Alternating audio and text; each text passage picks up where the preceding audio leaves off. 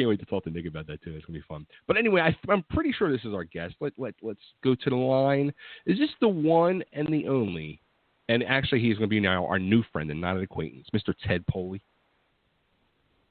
No, man, this is R. Kelly, and I was just hanging on the teen hotline, waiting for. Oh, I'm sorry. No. Okay, that was a horrible way to start. We're off to a horrible start already. We're going to get calls. Hi, how are you? Yes, bang, bang, what's that sound? Everybody put on your biggest smile. Ted Poley is in town. Hey. I was going to say, is R. Kelly looking to get a little naughty? I had to go there. I think that it's a little past that at this point. How you doing, man? Good, man. Hey, thanks for having me, and it's just great to be here. And I want to say hey to all of my super fans out there: Autumn, Fab, Don, John, Brent, another John. That's pretty much all my fans, not just the best ones. That's everybody. So, hey, everybody. So now, real quick, I got to say, like, I see your phone number. Like, you have a local area code to me. Are you in the Philadelphia area? I am, actually. Well, not in the exact Philadelphia area, but let's just say somewhere, yes, nearby. Yeah, Pennsylvania. Okay. No kidding. Why did I think you were, like, Jersey? Man. I was for many years. I was a Jersey born and bred guy, Bergen County, and home of Trickster and other awesome bands. And, moved to Pennsylvania, and I've been sort of enjoying myself out here in the woods ever since. I love it. I still, it's a nice quick commute to the airport and still fly to work, so I get enough action out of Newark Airport, but it's nice to be out in PA. I'm enjoying it. Been here about 22 years now. Oh, wow. Cool. So does this make you now an Eagles fan, or are you still like a Giants or Jets fan? Actually, I'm like the most non-into sports person. I wouldn't even know if that's baseball, football, or hockey, to tell you the truth. Actually, it's basketball. I'm a fan of everyone. I wish everyone could be a winner all the time. But no, I'm more into music and animal rescue and that kind of stuff. But if you're talking about a fan of real Eagles, then yes, I do like birds. So there you go. Yeah, that's something I saw. Like, you're really involved with like the animal rescue stuff. I saw like you always like with these fundraisers for local animal rescue, and I think you were part of the sales from your album are going towards it. And I like to put a little bit of everything I do towards it. I as a matter of fact, we've got people listening right now. I know you're all awesome out there. I know there's probably a homeless no-kill animal shelter out near you, so please take a couple of bucks, donate it to a no-kill animal shelter near you, and I'd appreciate it, and the animals would appreciate it, and that means you're a good person, because a lot of my fans are pretty awesome, actually, and I support one particular animal shelter called Forgotten Felines and Fidos in Germantown, Pennsylvania, but and of course, anything you get from ted-poley.com, which is my site, not tedpoliey.com, ted-poley.com. I had to add a dash when my site was hijacked, and they took my name, so they offered to sell it back to me for $1,500, and I just decided I would add a $1,500 dash right in the middle for free. So it's ted-poley.com. Check out everything on there. Yeah, of course, I give a percentage to the animals, and I hope that everybody would, and thank you out there for doing so. So is that real? Like, that happened?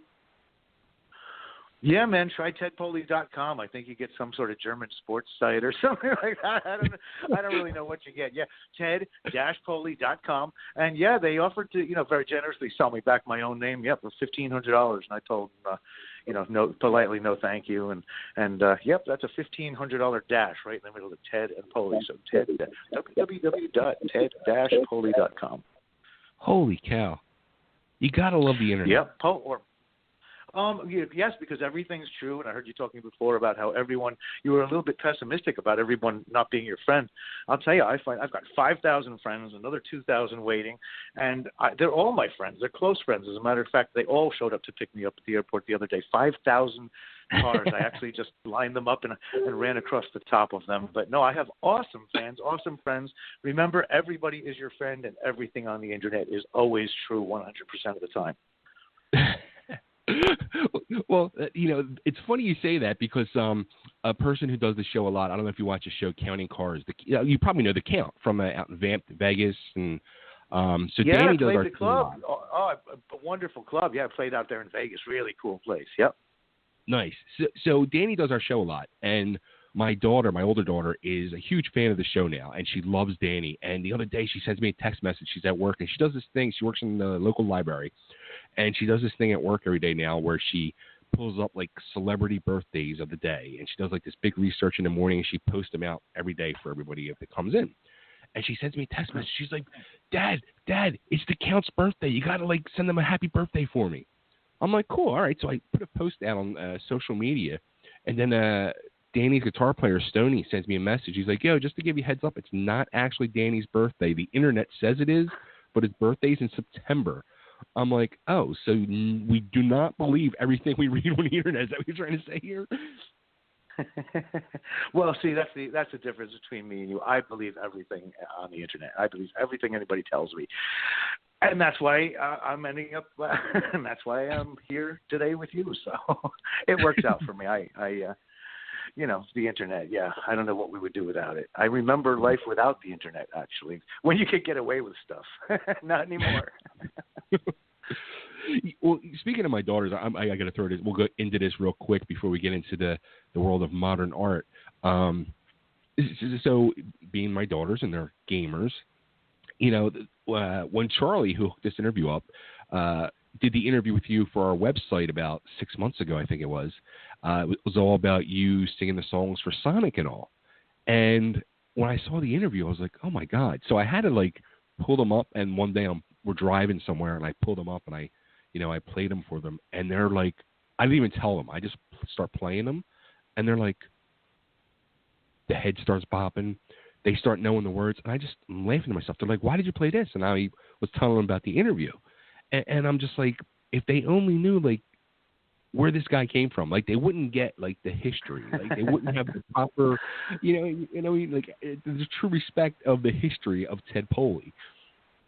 Actually, they were more in tune than the melodic hair band fans because I sold millions of. The Sonic stuff was probably definitely by far my most successful stuff. I can't imagine how many Sonic games they sold, 15, 20, 30 million. I do not know. But I know that my own solo stuff has sold slightly less than that. But I have fun doing everything. But thanks. Say hi to the kids from me. And I never really knew how meaningful it was to most people. I did those, the games, for fun, sure. and to work, musically with other people. And eventually, I ended up doing a big convention, a big Sonic convention. And they said, well, you're going to have a little table and your name tag, and people are going to come and say hello. And I said, I don't know who's going to know me at this place, but I'll sit out there. We'll see what happens. And the line was around the block, and I had no idea that they knew me more from like pretty much Escape from the City, which was a really big song from Sega. I did a bunch of other ones, but that one in particular was just a huge hit, and I had no idea. And kids, came up to me saying how meaningful it was to them, and a lot of them spent, a lot of time playing that game, maybe even by themselves, and they said how much they really, it got them through some tough times. And I just think it's really cool. It was something I really didn't anticipate when I did that music, and it was fun music. It's different, it's fun, it's happy, and it's challenging to do as well. It's hard to breathe while singing that stuff real quick. You got to get it all in 2 minutes. And then they said, you never have to sing it live. So famous last words. Then we did this Sonic convention, and I had to not only sing it live, but sync it to a huge screen in front of all these people. And the songs are so quick. Had I been off by even a tenth of a second, it would have derailed the whole train. And as it turned out, it was a lot of fun. Worked out great. But I got to meet all of those people. That was a whole new audience. I had no idea. So, hey, to all the gamers out there, it's, thank you for all of your support with that. And thank the family for rocking to at least something Uncle Ted put out. Do you do that a lot? I mean, dude, like that's like, because I go to these game conventions when they come through like the Philadelphia area, I take my daughters to them. It's like now, like I'm thinking like that's a market you need to be tapping into, like, because these game conventions are so huge. Well, the market I like to tap into the most is the grocery store market. So I will take any work that anybody can offer. So absolutely, but it's not up to me. I take anything that's offered. Everybody knows how to get in touch with me. And yeah, the thing that I did actually, finally in the city, it was a huge, really big convention. I think they do it every year, and I'd love to be a part of that. And if they are within earshot of this interview, I am still waiting around, ready to do the next one. I had a ton of fun, and let's do it again. Interesting. We're going to talk, Ted. We're going to talk. The wheels in my head are turning. We're going to talk. Well, don't kill the hamster. No. It can burn out quick. Believe me, in my head, the rubber bands will snap. So you put out this amazing album last year, man. Like modern art, and I instantly I was thinking to myself, like, all right, so it's like modern art, and it's kind of like a real different sound, I thought, for you. And like the name itself, modern art, was it just like a way of you saying, like, hey, this is a total new modern Ted Poley, and this is my art? Exactly, and thanks for the interview, and perfect. Couldn't have said it better. So good night, everybody. No, actually, it is. It was sort of a little bit more modern sounding and pop sounding in some places. Got the usual hooks and things, but I combined forces with an awesomely talented band from Sweden called Degreed, and I hope people will search them and look them up. They've got about 4 or 5 albums. They're an amazing band, and I was a huge fan of theirs. And having met them at a festival when they played with me somewhere in Sweden or Europe or somewhere, gosh, I don't even know where anymore. I met them, fell in love with them, decided on the spot to do an album with them, and that was our love child and modern art. And really cool sound. These guys brought me to a whole new level, and I hope that I expanded on their sound a little bit. And we're doing a follow-up. It's become a real thing. And as a matter of fact, I'm taking the guys, we're headlining a huge festival called Hard Rock Hell in Wales in March. Cool. So we'll be able to do some of the modern art songs live along with some of the favorites. And that's going to be very interesting because it's a completely different band, and we can do a few things that normally I can't do. So I'm looking forward to that. But yeah, a little bit different, a little bit more modern. I like to keep things colorful. If you see the cover's all colorful and the music is happy in places. It rocks. It's a little bit different. And yeah, thanks for liking that. I figured after 30, 31 albums, I'd finally hit the mark with you.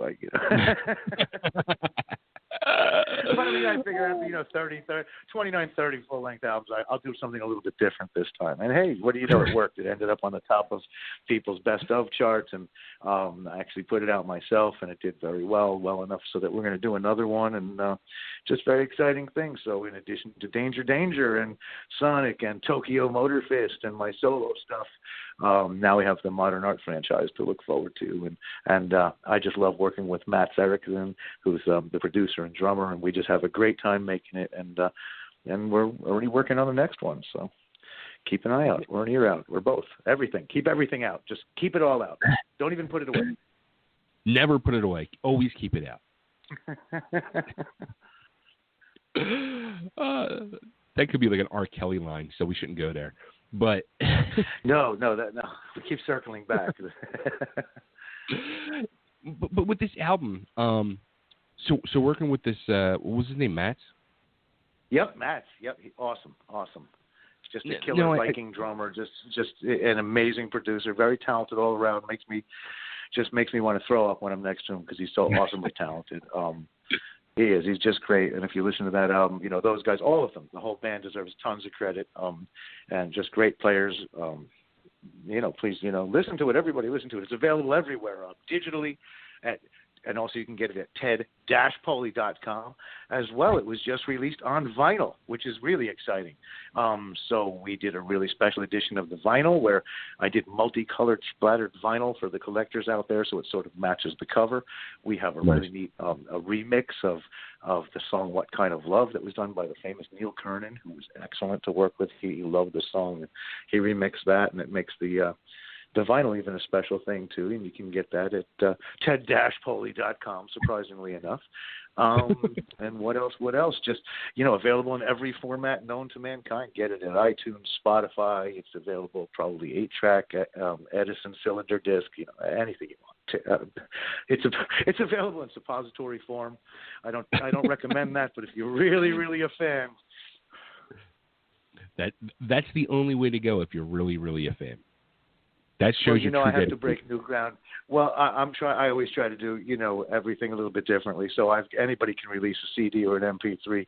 I've actually released this in suppository form. So you insert, and you have a beer, and then sit back and enjoy the ride.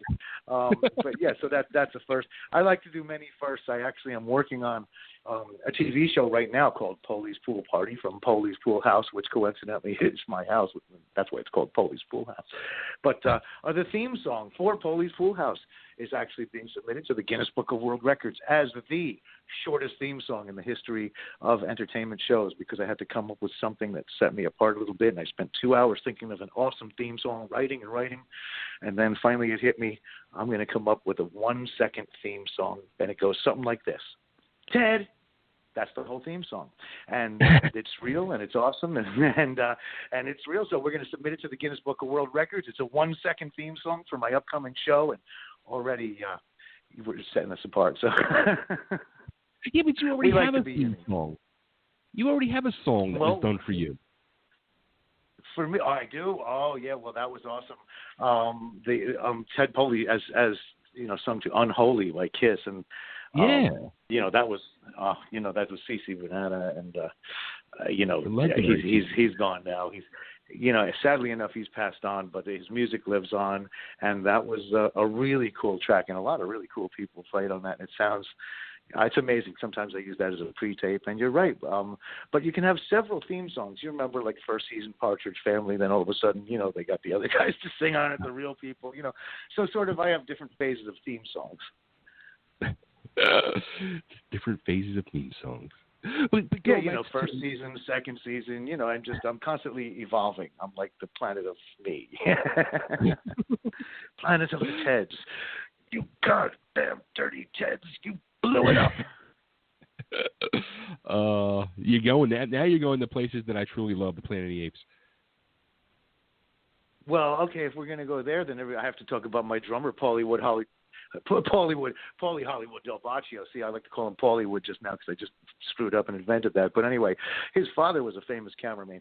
Paulie's my drummer in my solo band. His dad was a famous cameraman in Hollywood, and he actually did some of the work on all those cool movies like Planet of the Apes and some of my favorites like Soylent Green and other stuff. And Poley was in a lot of TV shows because when they needed an extra, his dad tossed him right in. And Poley's an awesome drummer, and when I get to tour with him and we're on planes and waiting around in airports, he tells me all sorts of really cool stories about hanging out with the Partridge Family kids and all sorts of riding his bike up to the Monsters house, and he's just a character, and we all love Poley, and there you go. So that's my band is as interesting as hopefully I am, maybe more so. So with the Modern Art album, though, let's go back to that. Now, I saw you worked on this for a few years. I mean, this wasn't like something that was done all right, let's go in the studio. 48 hours later, boom, it's done, and let's roll with it. I mean, this was a long process. No, that's my next album. It's going to be 48 hours. No, it always takes me. I sift through dozens, if not tens of 40, 50 songs. That's the first process. Yeah, it takes me years to do something. I'm very passionate about what I do. I don't do it for the money, obviously, and I just do it because I love it. And the Modern Art project was very close to my heart, very special.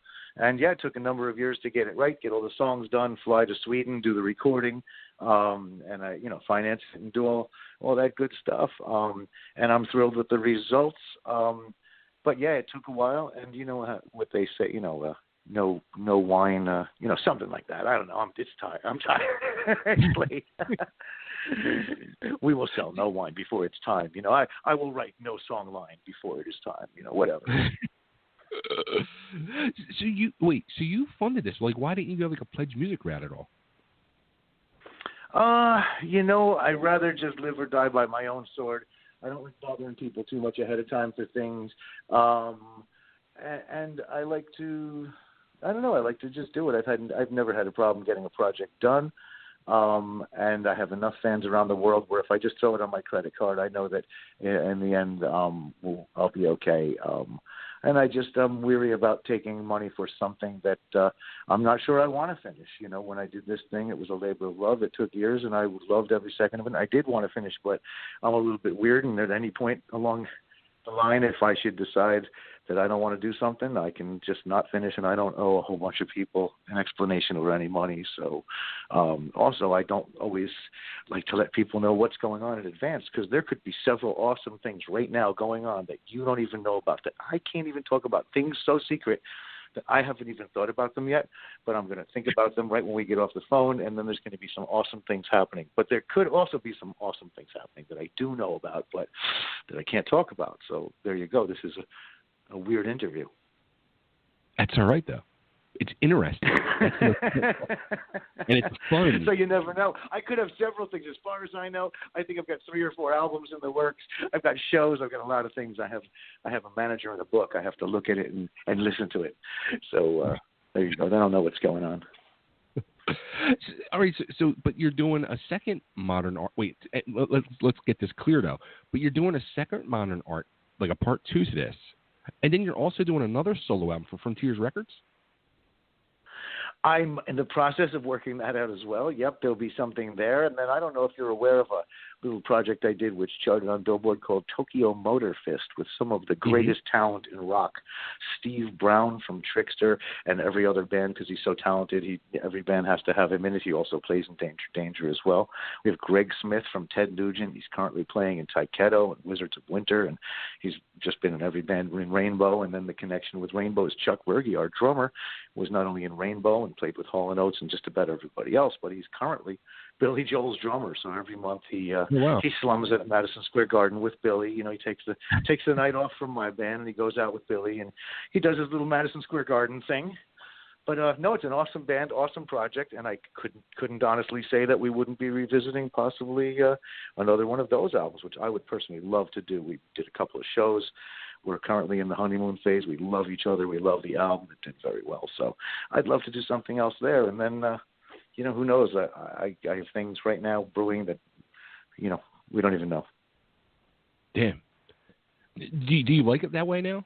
I mean, compared to the days of yesteryear where it was just that Danger was the main project. Now where you can dip your toe into any sand you want, whether it's Ted Poley, whether it's Ted Poley doing modern art, or whether it's Tokyo Motor. Man. I've become I've become the toe dippinist, as to borrow your term. There, I'll dip my toe just about anywhere. My toe is so slutty at this point that I don't even, nobody knows where it's been. But yeah, I mean, it's fun. I get to go do whatever I want with modern art, because I'm sort of in charge with Matt. As long as Matt says it's okay, I get to screw around and do whatever I want, get my chops out that way. If Danger comes around again, of course, we play live. Danger is still very much alive, but if we decide to do another album, that would be fun. Well, we go the Tokyo Motor Fist route with the awesome dudes that I'm having fun with at the moment, or I go out and do solo stuff, or there's a lot of cool stuff. It's listen, there's something to be said for touring arenas every night, playing in Danger and playing with Kiss and other things. But since that's not going to be reality anymore, I'm very happy to be doing everything. And, we still get to go out and do big gigs with Danger. And then, pretty much it's fun. Keeps me busy. Nice. So you get to have this. It keeps me dieting. The important thing is that if you have a show coming, it always keeps you dieting. And that is the important thing. But I mean, it's gotta musically though too. As a creative artist, it's gotta we'll go back to the toe. Keep you on your toes, because you're kind of going in different musical styles and directions. Like I'm going to assume too, with this Frontiers album, it's not going to be like a modern art sounding thing. It's going to be a different sounding Ted Poley album. Well, first of all, I'm going to diagnose you as having some sort of foot fetish or fascination, because everything is toes with you today. But yes, absolutely. When I do my Ted Poley solo stuff, it's never solo stuff. It's working with a certain bunch of guys, and that has a certain flavor. And hopefully I'll be working with Alessandro Del Vecchio in Italy, and that will have a sound reminiscent to Beyond the Fade, which was the last solo album on Frontiers. And modern art definitely has its own flavor because of the Degreed guys. Like I say, they have their own identity very much. They're incredible players, and modern art is already developed its own sound, which I absolutely love. So kind of interesting to be able to put out a few different sounding things, and yet still wake up and be me every day. So that's cool. Except I'll tell you, it's a pain in the ass when you have to do three or four different shows with three or four different bands and learn like 40 songs and try and remember everything. So that's the only downside. But if I forget a lyric, the rocket doesn't blow up on the launch pad, so everything's cool. Yeah, let's hope that doesn't happen. No, everything's good. I say, but then the alternative of that, I also say, when I burn the fries at work, the whole world sees it, on YouTube. But whatever. You got to be a man about it and just do your thing. You can't be scared. It's a little too late at this point to be scared. All right, so let's talk YouTube then. Let's talk the two videos you put out for Modern Art, Gypsy at Heart and What Kind of Love. Animated style, two different kinds of animated style videos you did.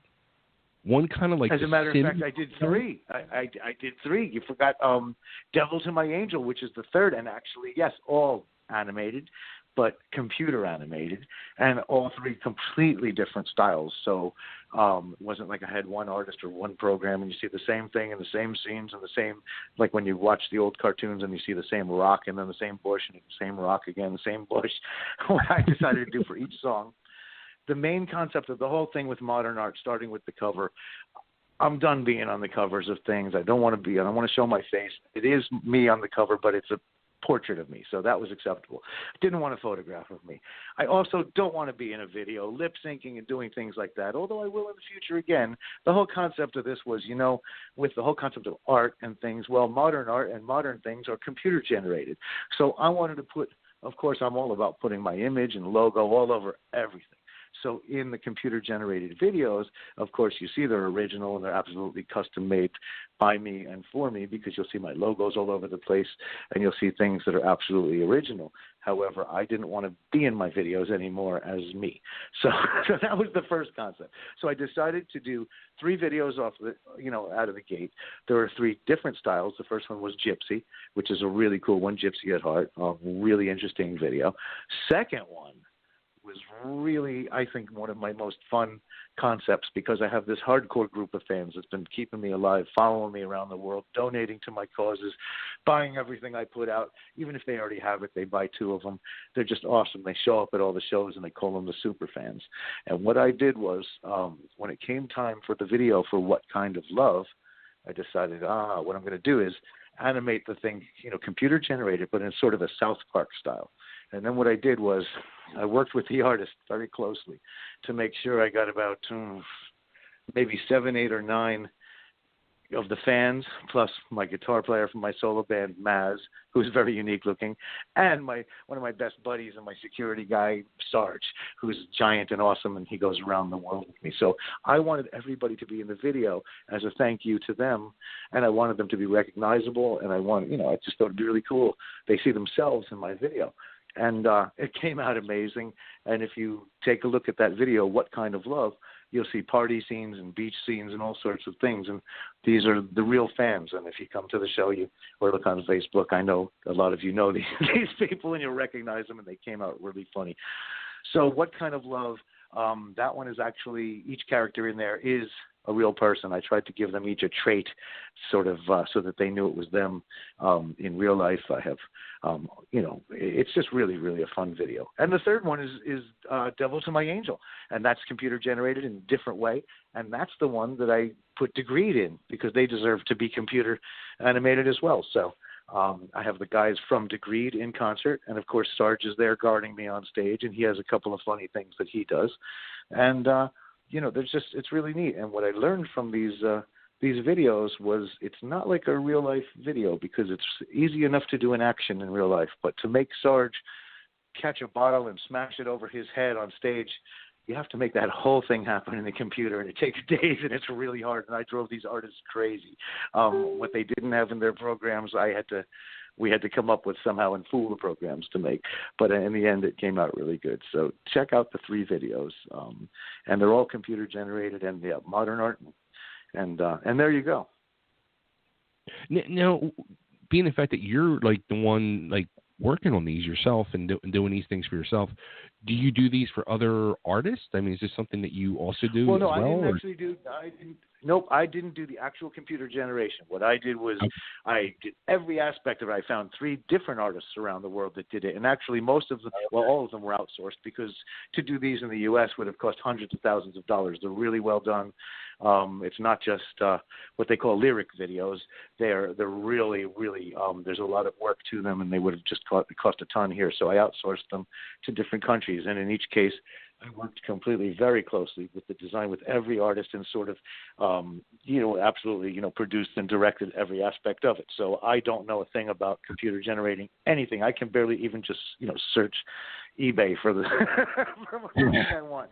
But I find my trick is I find the best, and when I find somebody that's great and they can understand what I'm talking about, I micromanage to the point where it's just not me pressing the buttons, but I really, really, go, back and forth and drive these guys crazy, and it ends up costing a lot more money. But I just pay them to put up with me, and in the end, I'm so happy with the results. And that's the way it goes. So in the end, yes, it's my absolute vision, but no, I don't press the buttons. Gotcha.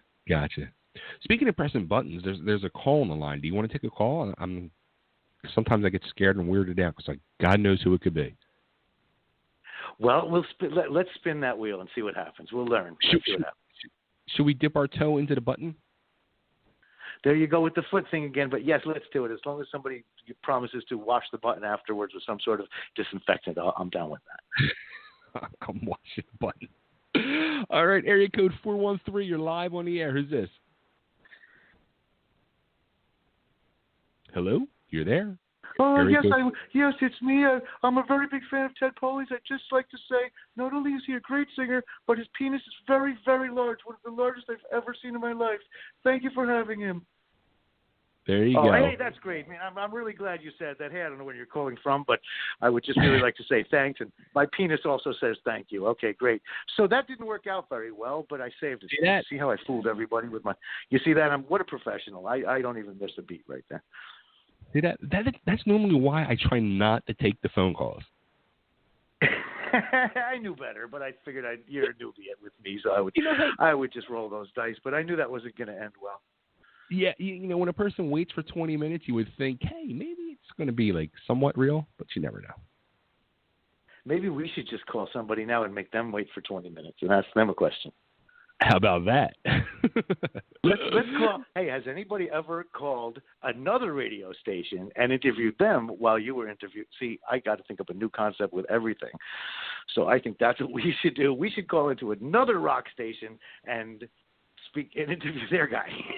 Has that ever been done? I don't know what's wrong with me. I can't just do a regular interview. I haven't eaten dinner yet. I could have been off this thing already 5 minutes ago, but I said, I have to do something weird that nobody's ever thought of. So there you go. That'll be your thing. Next time we will call a different radio show and we'll ask a question. You know what I got to do for next time? By chance, since you're friends with Steve Brown, are you friends with Marcus Scott as well? I didn't say I was friends with Steve Brown. I said I play in a band with Steve Brown. Actually, 2 bands with Steve Brown. No, I am. There's a difference though with some people, but I love Steve. And yes, we're friends. And what was the question? Sorry, whenever anybody mentions Steve Brown, my heart just goes all aflutter. Well, how about Marcus Scott? Oh, my God, I love it. We go way back. As a matter of fact, when I first started doing whatever it is that I do, and I got a little bit famous, minor, whatever league stuff. The Trickster guys we grew up in the same area, and I used to go to the park with him and walk my little dog, and he would ask me, what's it like? Is it fun? And we'd come and hang out in my apartment in Hackensack, New Jersey, and they'd sit on the floor, and I'd tell war stories about music and stuff, and then those guys got signed, and the rest is history, and we all made it to the finish line. But really nice guys, all of them, Jersey guys, love them all. That's what Mark was actually. Mark's been doing our show for 4 years now, and he was just actually voted into our Totally Drum Radio Hall of Fame back in December. So, and I think you guys together would be a freaking blowout. A lot of toes would be involved. Oh, it's been a blood. I think actually they memorialized it in Metal Edge. We actually we played paintball indoors. We used to play paintball together. Indoor paintball, which was more like just like kid hunting back when it was like more politically correct to do that sort of thing. We would have like the state of the art Rockstar paintball guns, and we would, I'd have all the gear and I had all this armor and all this really great stuff, and we'd go on a Saturday or Sunday, and you play with all the kids. They throw everybody in this indoor room, and we would pump up our guns to illegal. We'd have more, the ball holders that hold like 1,000 balls versus the kids could only afford what they could afford, and we'd go in there like rock stars, and we would just pretty much just go in there and hose everybody down. It was a lot of fun. I missed that. So that's my quality Gus time. We used to just pretty much go and hunt kids together. I know that sounds horrible if you're just tuning in, but yeah, paintball. We're talking about paintball here. Kid hunting. That's freaking hysterical. I love it. Well, actually, it was in Metal Edge. It made Metal Edge. We're there with our camos and our guns and our awesome gear, and yeah, it was a lot of fun. I don't know what parents were thinking when they saw us come in, but we got a kick out of it. I'm not sure the kids had a great time when we showed up, but the important thing was me and Gus had some quality bonding time. So yeah, just bringing him up brings back such fond memories. That's really, we had an awesome time. That's freaking hysterical. So all right, so Ted, talk to us. Tell us where should we send everybody? I think we know. Yeah, what have I been doing? I'm sorry. What? Where should we have everybody go to buy anything and anything of Ted Poley?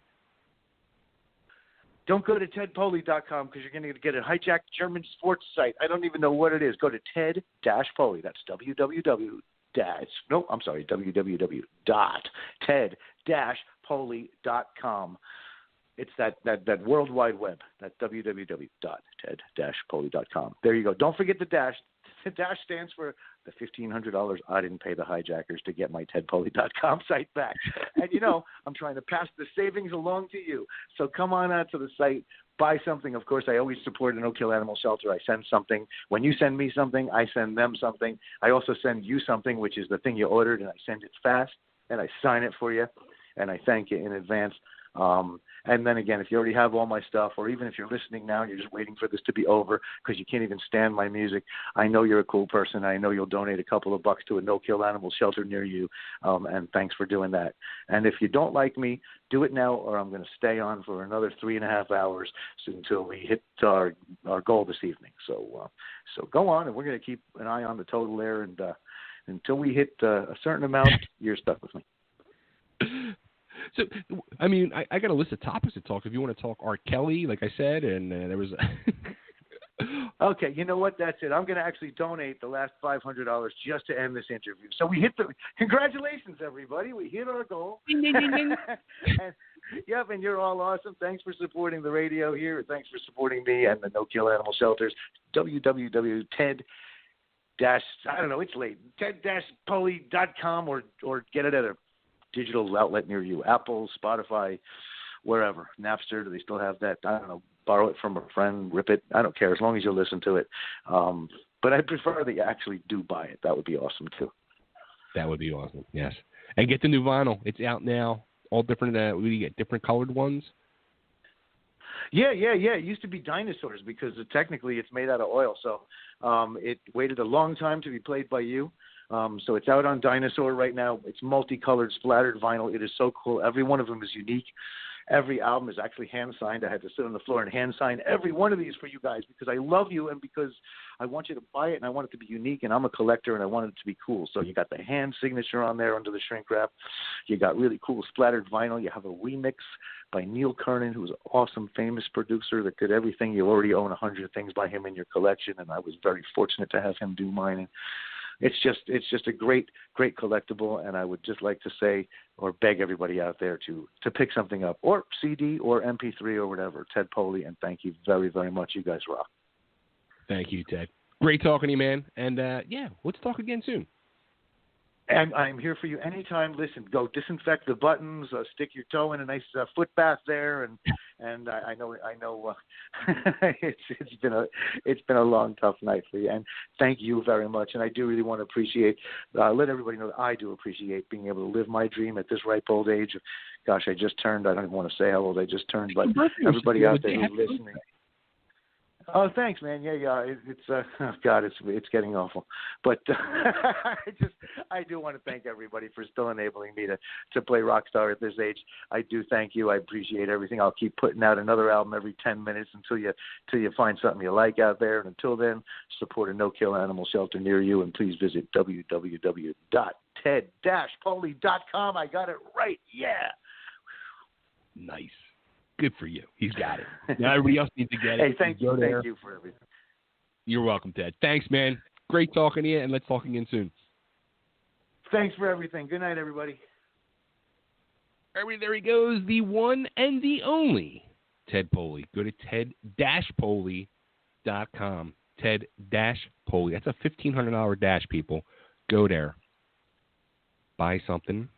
Buy multiple things. Because then he's going to take some of that money and he's going to send it to the no-kill shelter. Do it now. Thank you very much. It's a really good album, too. Modern Art. Check it out. That was wild. He was shot. Dude, I can't imagine him and Marcus got together. Like, talk about shot out of a freaking cannon. My head would spin. Yeah, I mean, I don't want them to take this the wrong way, but it can't possibly be any worse than having Bobby and Athena on the same show. But now I'm going to say this. Like, I totally, like, as he was saying about the video game convention, dude, he's not far from, he's outside the Philadelphia area. Get him into the Philadelphia convention when it comes into town. Then people would go nuts for that. Yeah, that is true, man. I'm telling you.